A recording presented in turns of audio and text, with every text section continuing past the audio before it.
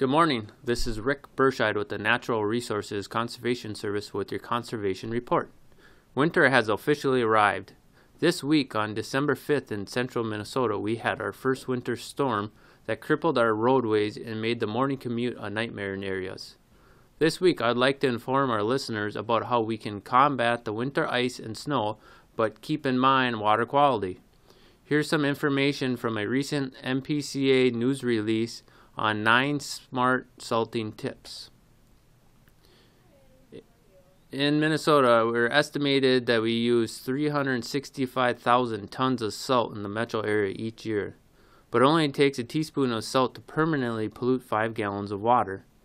The Minnesota Pollution Control Agency recommends a low salt diet for our streams, lakes, and rivers.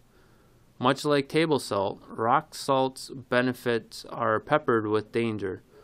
Salt helps melt ice on our roads and sidewalks and protects drivers and pedestrians.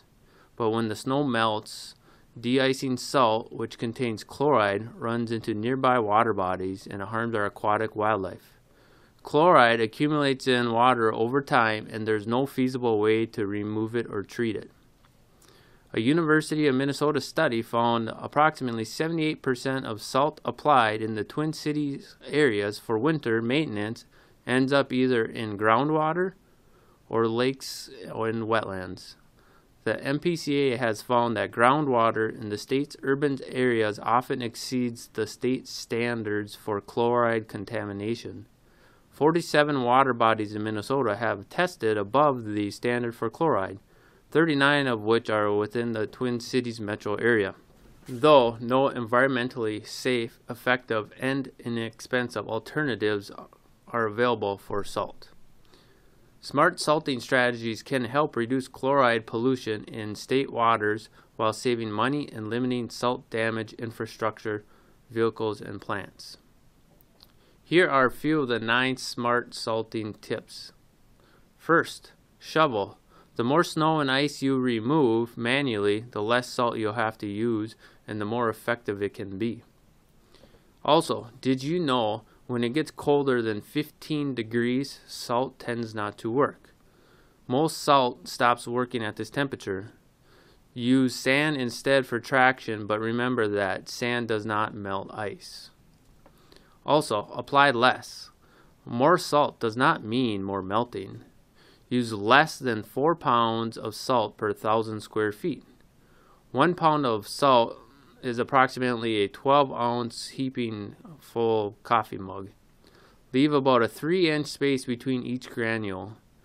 Or consider purchasing a handheld spreader to help apply the salt more consistently. And finally, sweep up any extra salt. If salt or sand is visible on dry pavement, it is no longer doing its job and will wash away. Use this salt or sand somewhere else or throw it away. Next, I would like to inform our listeners to keep in mind and to check out the Minnesota Department of Transportation 511. You can get up-to-date information about our road conditions by calling in 511. This will help travelers access information about road conditions, traffic incidents, commercial vehicle restrictions, and weather information via phone. Or you can go to their website, which is available 24 hours a day, 7 days a week, or you can do my favorite and download their 511 app. This application will show you which roads are impacted by current weather conditions. Winter is officially here. Please keep in mind these tips, and we'll keep ourselves safe and our waters healthy this winter. This was Rick Berscheid with your Conservation Report.